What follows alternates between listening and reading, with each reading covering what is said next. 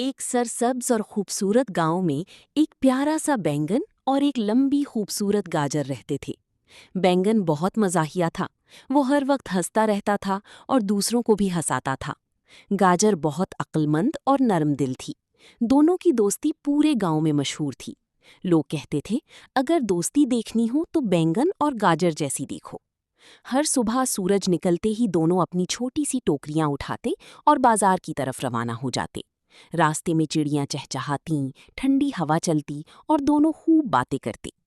एक दिन रास्ते में गाजर ने पूछा, बैंगन भाई, अगर कभी हम अलग हो गए तो? बैंगन फौरन बोला, दोस्त कभी दिल से अलग नहीं होते। ये सुनकर गाजर मुस्कुरा दी। बाजार में पहुंचकर वो सब्जियों से मिलती। वहां टमाटर बहुत शौक था, आलू जरा सुस्त था, मिर्च तेज मिजाज थी और भिंडी हमेशा सफाई पसंद रहती थी। शुरू शुरू में सब अलग अलग रहते थे, लेकिन बैंगन और गाजर सबसे प्यार से मिलती। एक दिन बाजार में एक बूढ़ी खातून आई। उनकी टोकरी बहुत भारी थी। वो परेशान थी क्योंकि उनसे टोकरी उठाई नहीं जा रही थी। गाजर ने फौरन कहा, हम मदद करते हैं। बैंगन ने हंसते हुए कहा, दोस्तों का काम ही मदद करना होता है। दोनों ने मिलकर टोकरी उठाई और खातून के घर तक पहुंचा दी। बूढ़ी खातून बहुत खुश हुई और दुआएं देने लगी। अगले दिन बाजार में जोरदार आंधी आ गई। सब्जियों की टोकरियां गिरने लगीं, टमाटर इधर उधर लुढ़कने लगी, मटर जमीन पर बिखर गई और मिर्च डर गई। गाजर ने जोर से आवाज दी, सब एक दूसरे की मदद करो। बैंगन फौरन आगे आया और अपनी गोल शक्ल से टमाटरों को रोक लिया।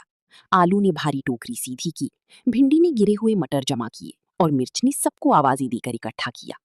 कुछ देर बाद आंधी रुक गई। बाजार दोबारा साफ और खूबसूरत हो गया। सब सब्जियां खुश होकर बोली, अगर हम मिलजुल कर रहें तो कोई मुश्किल बड़ी नहीं होती।